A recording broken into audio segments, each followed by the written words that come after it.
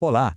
Hoje a gente vai mergulhar em um dos versículos mais conhecidos da Bíblia e que, para muitos pais e mães de fé, acaba sendo um dos mais angustiantes. É uma daquelas frases que deveriam trazer conforto, mas que, muitas vezes, acabam gerando uma ansiedade enorme. Vamos entender por quê? Tá aí, Provérbios 22:6. Esse versículo é, sem dúvida, um pilar para muita gente. Uma fonte de esperança, né? A ideia de que se a gente construir uma base sólida na infância, o futuro de retidão está garantido é uma ideia muito poderosa. O problema é que essa mesma ideia pode virar uma fonte de preocupação gigantesca. E é exatamente aqui que o nó aperta.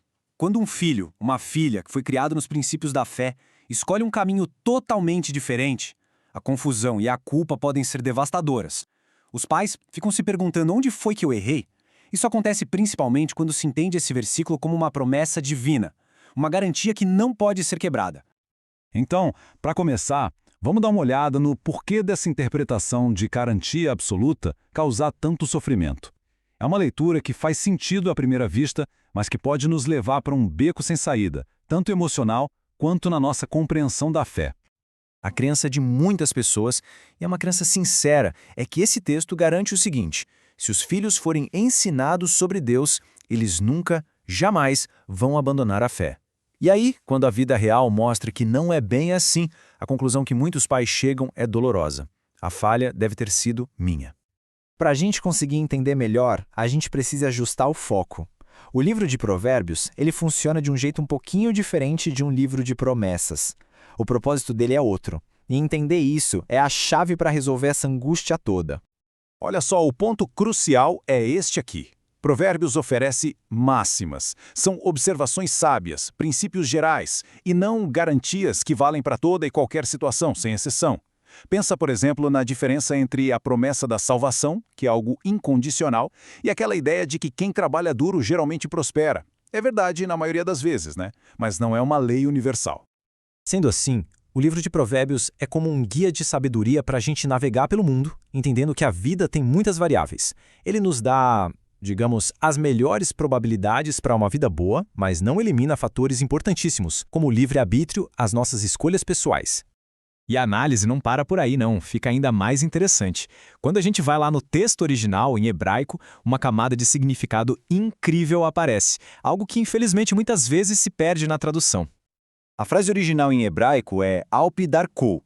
A tradução mais comum que a gente conhece, o caminho em que deve andar, na verdade já é uma interpretação. A tradução literal seria algo como conforme o caminho dele. Percebe a diferença? Essa pequena mudança abre um leque de possibilidades e nos faz perguntar: o caminho de quem? Definido por quem?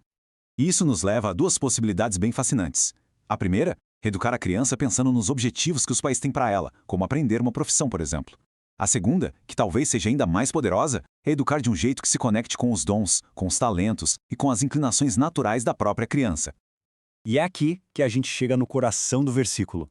A grande sacada dele talvez seja menos sobre uma garantia de fé e mais sobre uma verdade da pedagogia, uma verdade universal, o poder imenso que o aprendizado tem na infância. Pensa bem, tem coisas que a gente aprende quando é pequeno e nunca mais esquece. Andar de bicicleta, as regras de um jogo, uma língua nova, ou até aquela musiquinha que a gente aprendeu com 5 anos de idade. Fica gravado na gente, né? Então o versículo é, na verdade, um ensinamento muito sábio sobre a força da educação na primeira infância, de uma educação bem direcionada.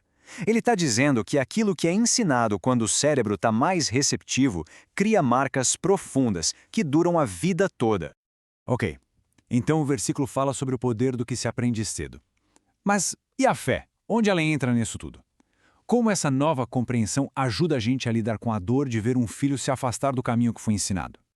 A grande mudança é sair de uma perspectiva de fórmula mágica para entender que a fé é, no fim das contas, uma jornada pessoal, uma escolha individual. A relação com Deus não é algo hereditário, sabe? Não dá para passar de pai para filho como se fosse um bem de família. E a própria Bíblia está cheia de exemplos que mostram isso. A gente vê pais super fiéis com filhos que se desviam e também o contrário, pais terríveis com filhos que se tornam exemplos de fé. A fé simplesmente não segue essa linha reta e previsível de pai para filho.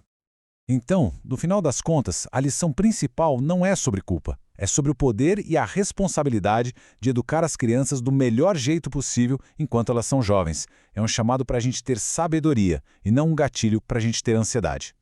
Isso muda tudo, né? O versículo deixa de ser um peso e se torna um conselho que empodera. Ele nos diz: ensine a criança conforme o seu próprio caminho. Ou seja, observe seu filho, entenda as inclinações dele, ensine de um jeito que faça sentido para ele. Porque esse tipo de aprendizado, esse sim se torna parte de quem a pessoa é. Entender esse versículo do jeito certo tira um fardo desnecessário de culpa das costas. E nos deixa com uma pergunta muito mais produtiva, muito mais importante.